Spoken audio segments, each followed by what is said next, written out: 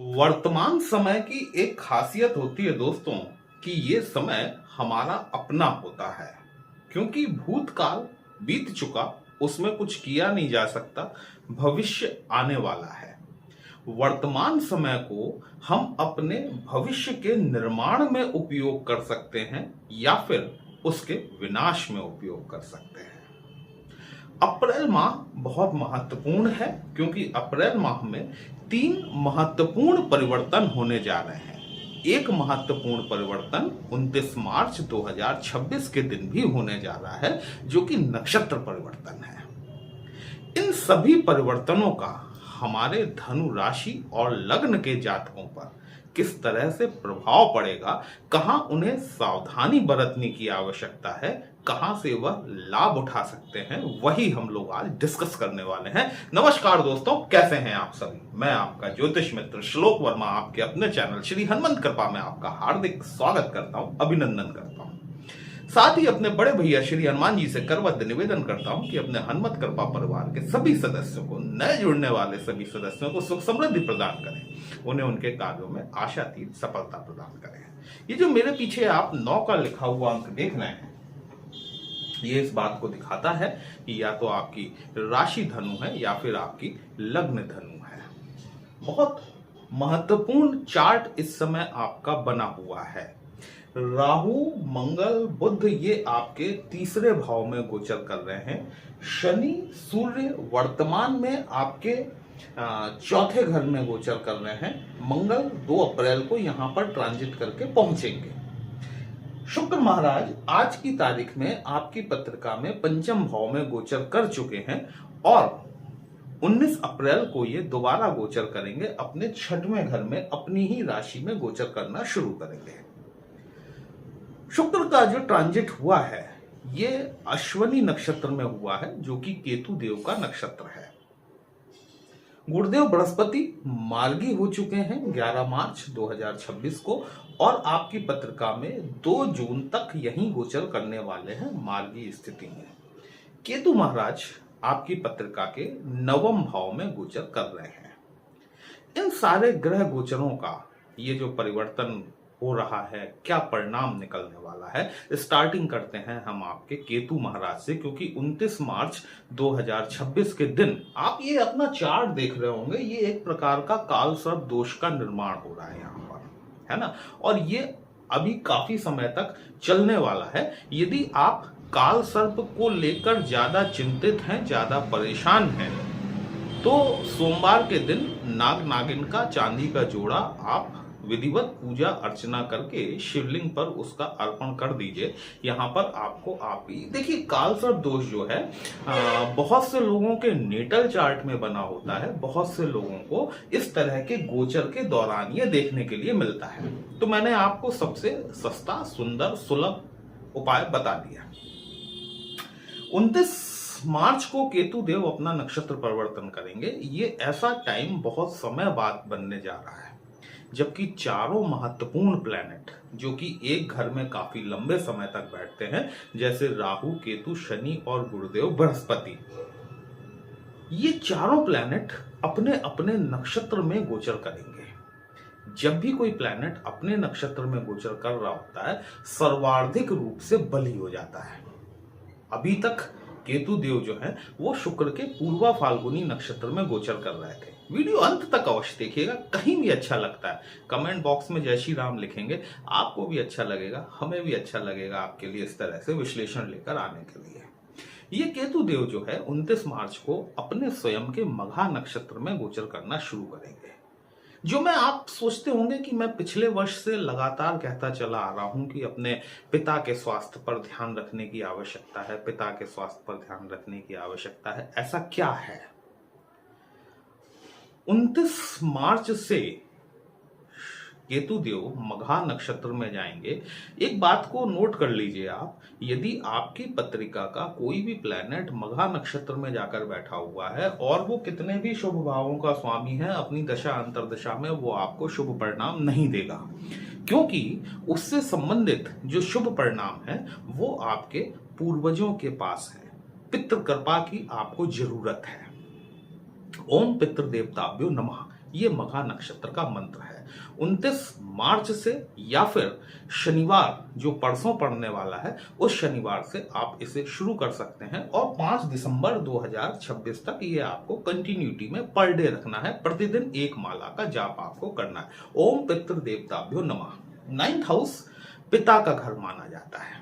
मघा नक्षत्र जो है केतु डिटैचमेंट का कारक है, बात समझिएगा, विरक्ति का कारक है। अब यहां से आगामी 5 दिसंबर 2026 तक आपको अपने पिता के स्वास्थ्य में विशेष ध्यान बरतने की आवश्यकता है। मघा नक्षत्र का जो सिंबल होता है राज सिंहासन होता है, सत्ता का प्रतीक होता है, सत्ता में परिवर्तन का प्रतीक होता है। यदि आप जॉब चेंज करने के बारे में सोच रहे हैं या फिर अपने प्रमोशन के लिए प्रतीक्षारत हैं, केतु देव जब चौथे चरण में प्रवेश करेंगे, राहु केतु वक्री चलते हैं, जिस राशि में जाते हैं उल्टे जाते हैं, जिस नक्षत्र में जाते हैं चौथे चरण से प्रवेश करते हैं। चौथा चरण इस मामले में बहुत बढ़िया रहने वाला है। यदि आप पद प्रतिष्ठा के लिए लालायित हैं, यदि आप प्रमोशन के लिए, आप किसी नई कुर्सी के लिए जद्दोजहद में हैं, ये वक्त जो है ये आपके लिए शानदार रहने वाला है। केतु का नक्षत्र परिवर्तन चौथा चरण बहुत महत्वपूर्ण है आपकी पद प्रतिष्ठा मान सम्मान की दृष्टि से। अक्टूबर 2026 से लेकर दिसंबर 2026 तक का जो फेज रहेगा वो आपके पिता या पितृतुल्य व्यक्तियों या फिर आपके उच्च अधिकारियों से आपके रिलेशंस को बहुत मजबूत बना के चलना है। हेल्थ पर फोकस करने की आवश्यकता रहेगी। मंगल महाराज दूसरा परिवर्तन होगा 2 अप्रैल 2026 को। अभी ये जो राहु मंगल बुध का अंगारक योग बना हुआ है, आपके भाव आधारित तो राहु मंगल का बना हुआ है, मंगल केतु का दृष्टि आधारित बना हुआ है। 2 अप्रैल को ये योग छिन्न भिन्न हो जाएगा और मंगल देव का जो ट्रांजिट होगा वो आपकी पत्रिका में चौथे घर में गुरु की राशि में होगा। यहां पर मंगल देव की जो मुलाकात होगी वो शनि ग्रहों के राजा सूर्य से सेनापति की मुलाकात होगी। शनिदेव सेवक हैं, सूर्य राजा हैं, मंगल सेनापति हैं। लेकिन उससे आगे बढ़ने से पहले हम एक बार आपके 3rd हाउस पर निगाह डाल लेते हैं। 3rd हाउस में मंगल के निकलने के बाद में फिर यहां पर बुध और राहु 2 प्लैनेट बचेंगे। बुध और राहु का कॉम्बिनेशन जड़त्व दोष का निर्माण करता है। बुद्धि जैसे स्थिर हो जाती है, कुछ दिमाग में समझने बूझने की क्षमता का ह्रास हो जाता है। तो और यहां पर बुध जो है आपके सप्तमेश हैं और दशमेश भी हैं साथ में। थोड़ा सा अपने कामकाज में अभी फोकस करने की आवश्यकता है, अपने दाम्पत्य जीवन में फोकस करने की आवश्यकता है, अपनी पार्टनरशिप भागीदारी में फोकस करने की आवश्यकता रहेगी आपको, क्योंकि यहां पर बुद्धि जो है उस स्तर पर काम नहीं करेगी जिस स्तर के लिए आपको चाहिए। हाँ, शनि मंगल का जब कॉम्बिनेशन बनेगा यहां से ये थोड़ा और ज्यादा महत्वपूर्ण हो जाता है। सूर्य देव जो है यहां पर 14 अप्रैल तक बैठेंगे और 14 अप्रैल को सूर्य ट्रांजिट करेंगे और उच्च के हो जाएंगे आपके 5म भाव में जाकर। ठीक है, फिर यहां बचेंगे शनि और मंगल, दोनों ही विपरीत ध्रुव हैं। एक दैत्य हैं, दूसरे देव सेनापति हैं। कई लोगों के चार्ट में मंगल और शनि की तात्कालिक मैत्री निकलकर आती है। जिस किसी भी व्यक्ति की पत्रिका में शनि मंगल की तात्कालिक मैत्री निकल कर आ रही है उन्हें टेंशन लेने की कोई जरूरत नहीं है। लेकिन जिस किसी व्यक्ति की तात्कालिक मैत्री नहीं है वहां पर उन्हें किन चीजों पर फोकस करना है, उनमें से स्पेशली आपको ड्राइविंग के दौरान सावधानी बरतने की आवश्यकता है, क्योंकि शनि मंगल का जो योग है साथ में मंगल और केतु देव का यहाँ पे जो षडाष्टक योग बना हुआ है ये किसी दुर्घटना की तरफ इंगित करता है। देखिए, आप एस्ट्रोलॉजी चैनल पर विजिट कर रहे हैं तो कहीं ना कहीं आप अपने बारे में कुछ जानना चाहते हैं, या फिर आप जो वक्त आपका चल रहा है उस वक्त से आप कहीं ना कहीं हैरान परेशान हैं और आप कोई आश्वासन, कोई उम्मीद की एक डोर थामना चाहते हैं। एस्ट्रोलॉजी बेसिकली कोई भी एस्ट्रोलॉजर आपके दिन नहीं बदल सकता। लेकिन वो आपको ये सूचित जरूर कर सकता है कि आने वाले दिनों में किस तरह की सावधानी बरती जाए या फिर कौन सा वक्त आपके लिए अच्छा साबित हो सकता है। बीइंग एस्ट्रोलॉजर मैं वही काम करता हूं। बहुत से लोग कमेंट्स में कह देते हैं कि आप हमेशा बुरा ही बताते हैं।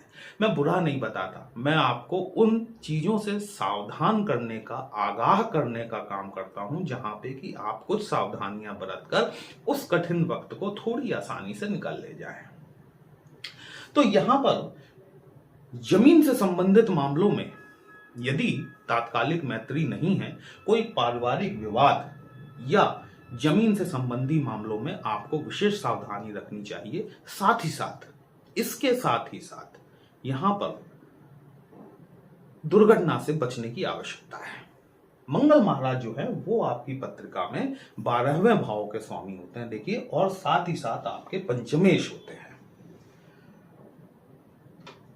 मंगल चौथे घर में बैठे हैं। यदि मंगल आपकी पत्रिका में बढ़िया कंडीशन में है, विदेशों से धन लाभ होगा, घर की आर्थिक स्थिति सुधरेगी, घर में सुख समृद्धि बढ़ेगी। लेकिन यदि मंगल की पोजीशन थोड़ी भी गड़बड़ हुई तो ये प्रॉब्लम क्रिएटर बन सकता है। सैटर्न मार्स का कॉम्बिनेशन प्रॉब्लम क्रिएटर बन जाता है। ध्यान रखने योग्य बात है। शुक्र महाराज आज 26 तारीख को आपकी पत्रिका में पंचम भाव में गोचर कर गए हैं। छठवें घर के स्वामी हैं, साथ ही साथ एकादश भाव के स्वामी हैं। लाभ में वृद्धि होगी, लेकिन साथ ही साथ शुक्र हैं, मंगल की राशि में आए हैं, केतु के नक्षत्र अश्वनी में गोचर कर रहे हैं। 19 अप्रैल तक ये आपके पंचम भाव में ही गोचर करने वाले हैं। लव रिलेशंस में प्रगाढ़ता बढ़ेगी, कोई नया अफेयर मिल सकता है आपको। अच्छा हाँ, इस दौरान जो बच्चे जन्म लेंगे, इस दौरान 14 अप्रैल और पूरे माह में यदि हम अप्रैल की बात करें तो इस दौरान जो बच्चे जन्म लेंगे उनके चार्ट में इंजीनियरिंग से रिलेटेड चीजों का योग बड़ा शानदार बना होगा। ये एक प्लस पॉइंट है। यदि आप टेक्निकल चीजों से रिलेटेड काम करते हैं तो यहां पर आपको असीमित लाभ की संभावनाएं बनती हुई दिखाई देती हैं। अब असीमित का मतलब यह नहीं है कि कहीं से छप्पर फट जाएगा और अरबों रुपए टपक जाएंगे। ऐसा सोचने की गलती मत कीजिएगा। जो आपका इन्वेस्टमेंट है उससे रिलेटेड आपको एक, जितना आप एक्सपेक्टेशन रख रहे हैं उससे थोड़ा ज्यादा आपको लाभ की संभावनाएं यहां पर बनती हुई दिखाई देती है। शुक्र महाराज आएंगे, डेफिनेटली आपके प्रणय संबंधों में, आपकी लव रोमांस वाली लाइफ में आपको बढ़ोतरी होती हुई जरूर दिखाई देगी, लेकिन यह खर्चा भी कराएंगे।